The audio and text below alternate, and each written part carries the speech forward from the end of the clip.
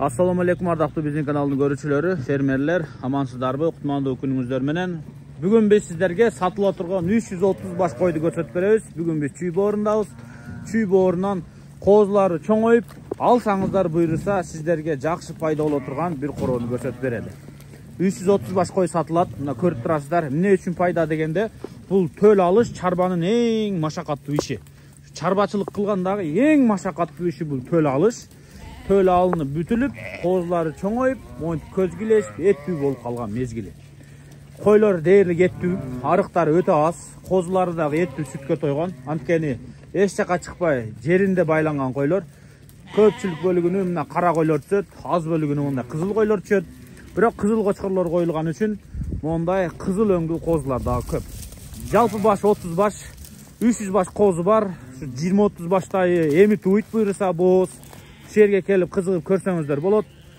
Мондай көңүлдү толтурган бир жакшына козулар менен ушул койлор дүң сатылат.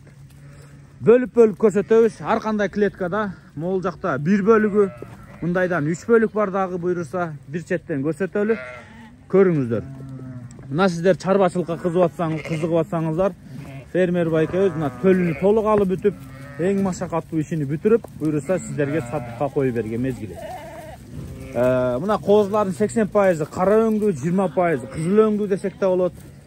Кочкорлор Шарпей, Гүлүвер линиясындагы кочкорлордон дагы 1-2 линия бар, уnuttум. Эсини чалып сурайсыздар, кочкорлорду да көрсөтөм.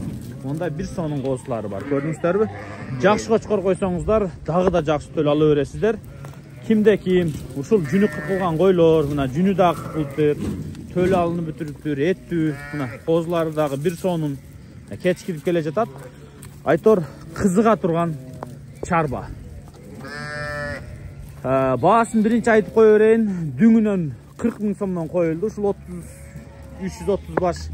Андан кийин да келип көрө бересиздер. Сиздерге козулар аябай кызык болсо керек. 300 баштай козу бар дейт, эгизи бар, жалгызы бар, козусу өлгөнү бар. Кыскасы муну келип чарба аксагы менен миң дейт го. Ошол сыяктуу келип дүңүнөн сүйлөшсөңүздөр аябай жакшы болот. Койлор козуларга салыштырмалуу аябай ettүү. Неге дегенде, 1 айдын төгөрөгүндөгү, 2 айдын төгөрөгүндөгү козулар энесин катуу сорот, мондайларчы койду арыктатып жүрөт. Ошого карабастан булар этини кармап турат. Демек, жакшы кошка болгон, козулары дагы сүткө тойбогон козулар мындай шалбырап, өзү билинип калат го, андай эмес экен. Айтор алсаңыздар болот. Бул жакта жаңы туутунан баштап жашы чоңуга чейин бар. Чарба ушундай болот, өзүңүздөр да билесиздер.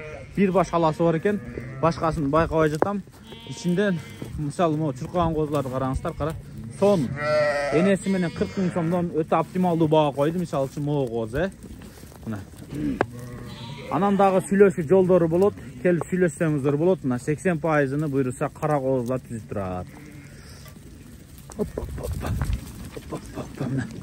Тетиги коз ургачы сонун экен, Энеси кайсы билбейм анда. Кийинки клеткаларды көрсөтөлү. Короого келип көрсөңүздөр, сиздерге так даана көрүнөт байкелер. Колдон качырбаңыздар, жакшы бир чарба сиздерге буйруса сатайын деп атат. Жаккан болсо бир көрүңүздөр байкелер. Чарба кимге жакты, бирок мага жакты. Чынын айтканда алып чарба уюштурса болот экен. Баасын дагы сонун баада коюп берди. 40 000 сомдон козулары менен дүңүнөн сүйлөшөсүздөр, Калганын сүйлөшүү жолу байкелер. Башка клеткаларда көрсөтүп коёюн. Дагы бир клетка байкелер. Бул жерде мондай кызыл койлор басымдуулук кылат экен. Кызыл козулар басымдуулук кылат. Жакшылап, аралап сиздерге көрсөтүп коёюн байкелер. Кара койлор дагы бар, кара козулар дагы бар. Бул бөлүктө кызыл басымдуулук кылат экен. Бир жакшына мондай козулар бар экен, Сиздер дагы мени менен бирге көрүп турасыздар. Айланып көрсөтөйүн.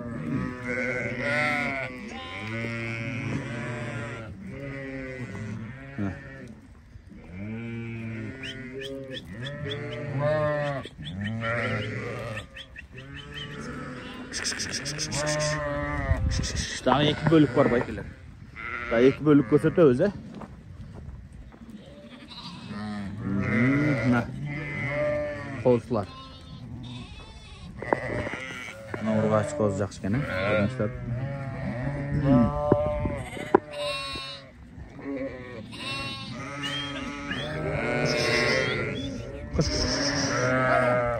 tөл alınıp bütüp de başlayın.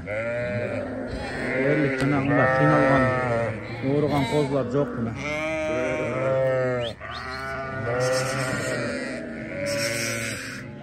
Buna da urgaç eken, urgaç bir sonunu koysun. Buna urgaç. Buna da urgaç eken. Kısası, bundan birinci göstergenimdagi, mınau partiyadagi, bundan keyin gösterip turganlarımdagi aytor düngünөн 40 000 somdon dep atat. Эми düngө кандай кириши мүмкүн? Эркек экен, чуркаган. Чургачы экен. Жакшы коя калдым окшойт.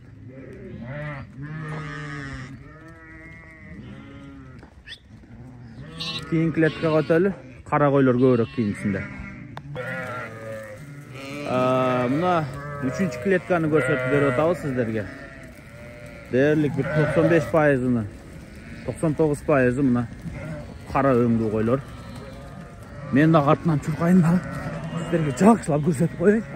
Мына козулары бир сонун болуп, артында жүрөт буюрсачы. Осы жаллап кылгандарым целый шүпүрүп кете турган экен да. Потому что козулар сонун экен. Көптүн ичинен чукуласаң чыга берет. Мондай сонун кобралар, козулар чыга берет. Көрө атасыздарбы? Экөөнү. Мынауну караңыздар. Каяка, кай таркага. Мына байкелер, Мына.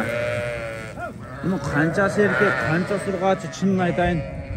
Билбейбиз да. Кыскасы, чарба сатылат ушул. Ферма сатылат, чарбачылык сатылат.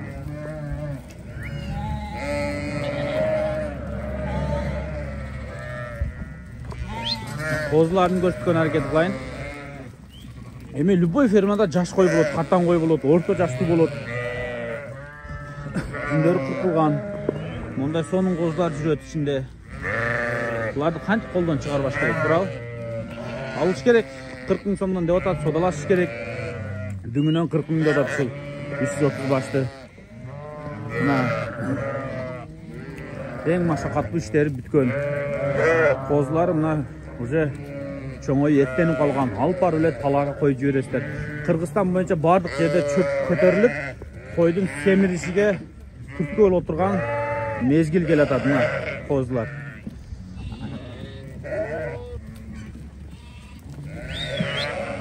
Кош. Мына.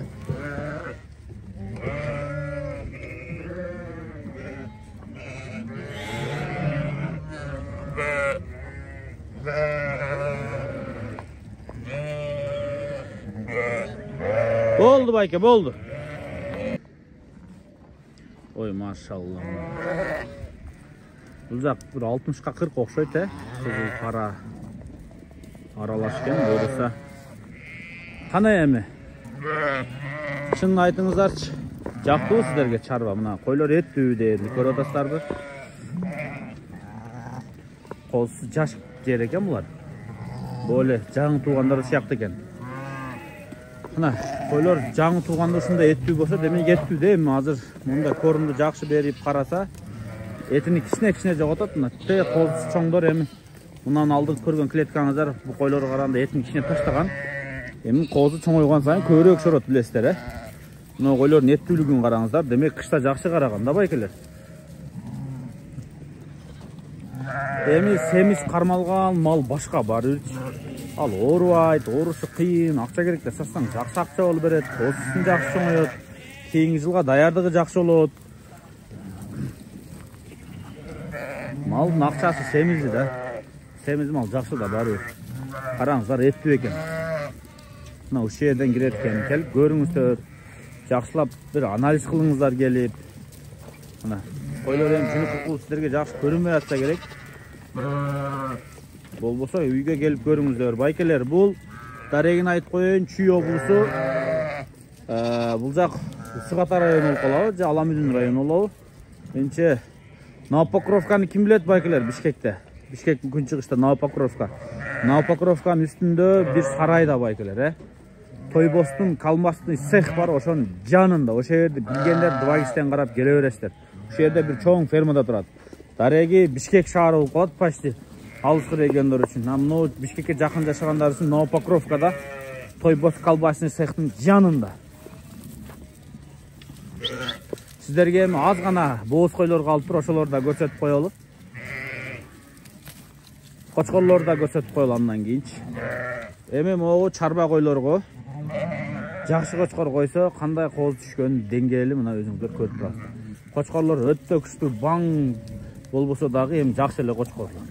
Буларга дагы күчтүүрөөк кочкор койсоңуздар, дагы жакшыраак төлөй аласыздар буйруса.